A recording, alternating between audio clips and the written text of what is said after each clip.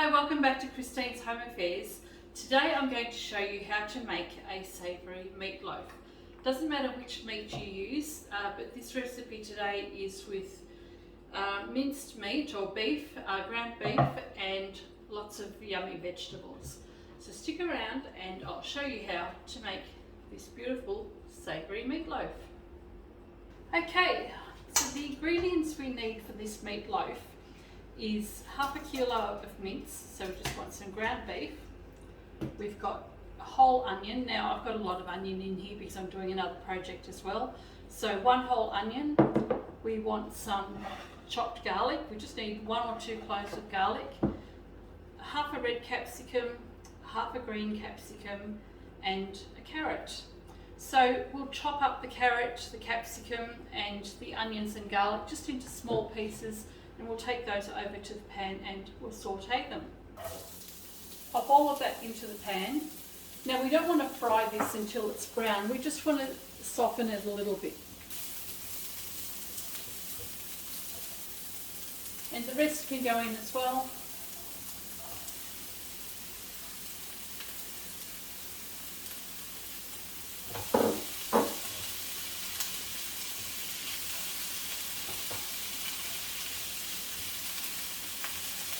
And we'll just lightly fry that just for a few minutes until it's softened a little.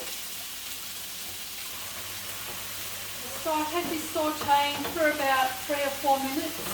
I'm going to turn that off now and I'm going to leave it in the pan. It will continue to cook for a few minutes whilst we prepare the meat mixture. So I'll just take that over to the sink and let that cool down for a little bit. And it'll continue to soften with the heat of the pan.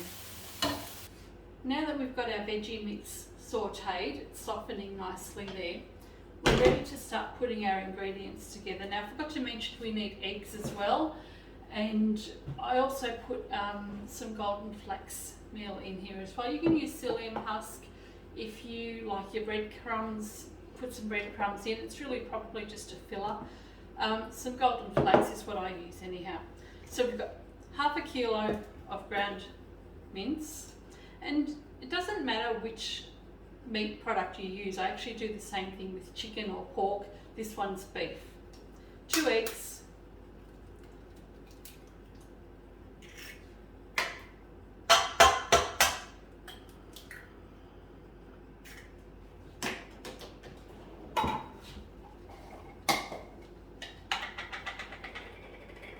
heaped tablespoon of flax meal or psyllium, or you can do your breadcrumbs if you prefer. My favourite seasoning is vegeta or vegeta. It's just a vegetable stock, so I'll actually just use about a level tablespoon or dessert spoon, a little bit more, just whatever you like to taste of a seasoning. And I'm going to add just a little bit of water to this as well because the flax will really bind everything up. So we'll just add a little bit of water to that. And then we'll start mixing.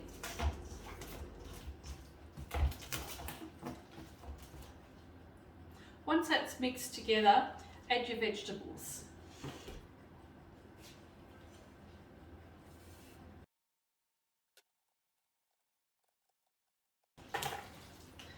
Okay, that's all mixed in nicely. So what we're going to do is just put the mixture straight into a baking dish. And we'll just pack that down.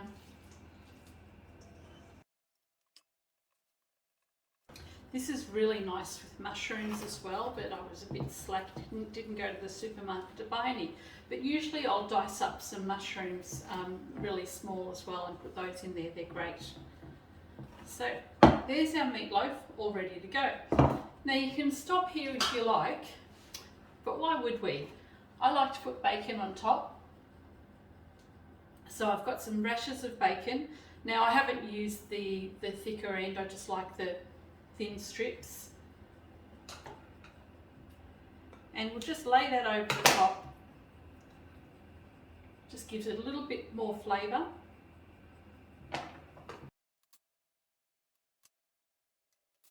And there we go. So we can stop there but we won't.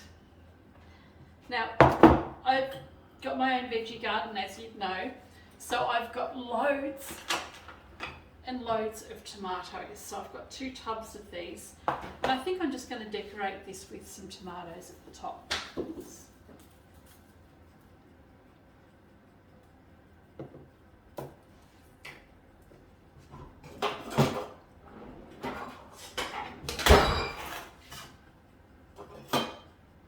So I'm just going to chop up some tomato, just cut them in half, pop them on top.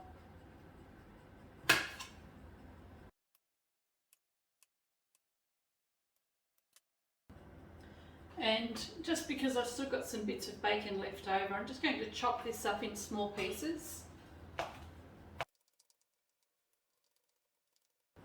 And I'll sprinkle that over the top.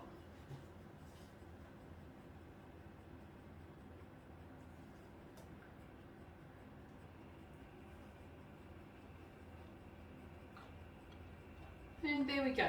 So we can stop this right here, and we will. Sometimes I'll actually put some grated cheese over the top. But normally it's something that I will do toward the end, just so that I can put, the last 10 minutes in the oven, put some cheese over the top and let that brown. But I'm going to leave this exactly as it is. This is really nice when it's cooled down and you slice it up thinly. You can have this with salads and whatnot for lunches the next day. This will last you for days. Okay, so now that this is all finished, I'm ready to pop this into the oven. Hey Christine, sorry to interrupt. Hello.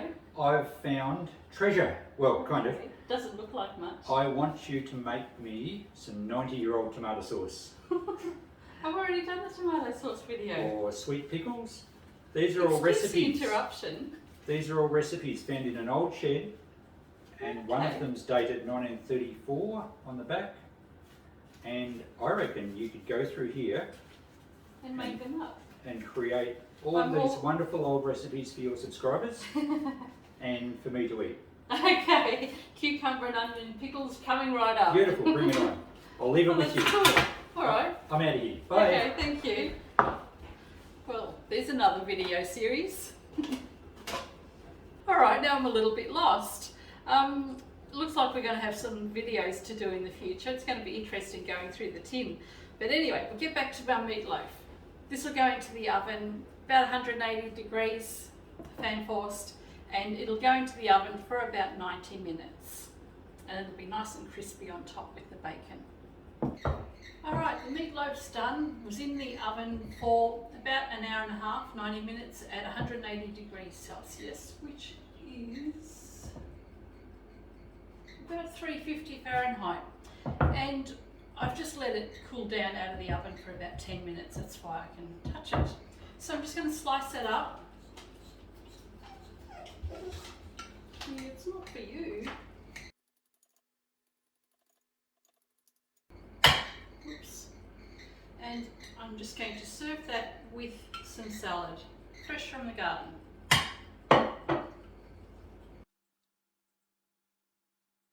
So there we go, savoury meatloaf with a fresh garden salad for our dinner.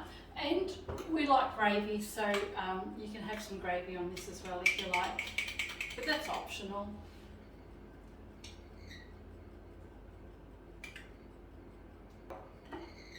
Bon appetit. If you're lucky enough to still have some meatloaf left over the next day, what we can do is slice it up nice and thinly, and you can have it with a nice salad. So the following day, it's actually always much better to slice up. So there we go, nice savoury meatloaf, thinly sliced, and just put that on the plate nicely, and with your salad, it's ready to go. This freezes really well as well. Because we have our shops in town, quite often we don't get a lot of time to make lunch. We don't want to buy lunch all the time. So I'll make lots of big batches of meatloaves, quiches, things like that. Stuff that can be frozen, sliced up easily, and just put on a plate with some nice salad. So there is a really pretty, healthy, savoury meatloaf with a nice salad. and you can have that for lunch, you can have it for dinner, doesn't matter when you have it. It's going to be delicious whenever you have it. Let me know if you've enjoyed this video, or even if you haven't. If there's anything you'd like me to make for you, let me know. Put a comment in the comment section down below, and hit subscribe so that you don't miss out on any other videos that I might do. Catch you next time.